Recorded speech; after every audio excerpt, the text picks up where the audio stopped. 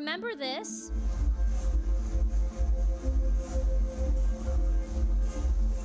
The constant honking, the trucks and vehicles blocking roads, and the protesters in downtown Ottawa, not to mention those who blocked the Windsor border, holding up trade. The so-called Freedom Convoy protesters said it's their right to do this, freedom of peaceful assembly.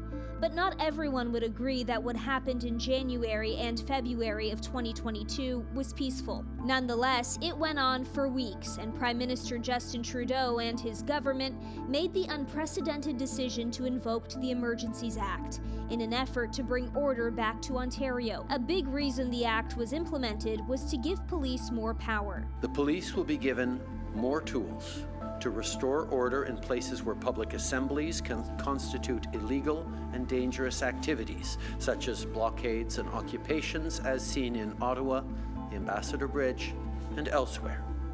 Will enable the RCMP to enforce municipal bylaws and provincial offences where required.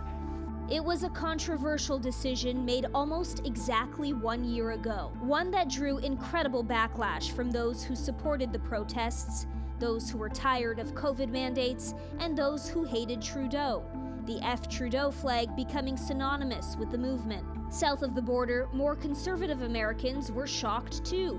Isn't Canada a free country? Why can't Canadians protest?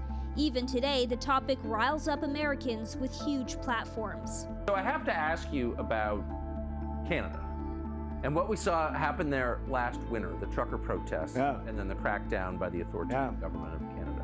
Why should we let it become Cuba? Like, why don't we liberate it? We're spending all this money to liberate Ukraine from the Russians. Why are we not sending an armed force north to liberate Canada from Trudeau? And I mean it.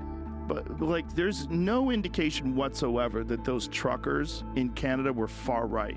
A lot of those are working class people that just did not like the idea that they were being forced to do this medical procedure in order to keep their job. And so they label them as far right. Trudeau personally labeled them as racists and misogynists. Trudeau was labeled a dictator, but it all seemed to fade slowly into the background when the war in Ukraine started, and a different perspective on the words freedom and dictator sunk in. Fast forward to today, Trudeau stands vindicated. He found that what we experienced last year was a national emergency that threatened the security of Canadians. Our job as a government is always to keep people safe, and invoking the Emergencies Act was the necessary thing to do to remove the threat and to protect people.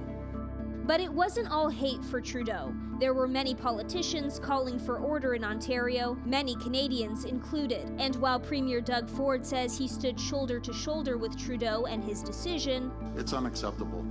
Myself and I know the Prime Minister believe in free speech. And if you want to protest, protest. If you want to come down to Queen's Park and do cartwheels. But if you disrupt the lives of the people of Ottawa every single day, disrupt the lives, the economic flow across our borders, I have zero tolerance for it. The report on the use of the Emergencies Act heard from many witnesses who saw the province as trying to avoid responsibility for responding to a crisis within its borders. The Commissioner's 2,000-page report also concluded that a series of policing failures and a failure of federalism led to a situation that spun out of control near Parliament Hill.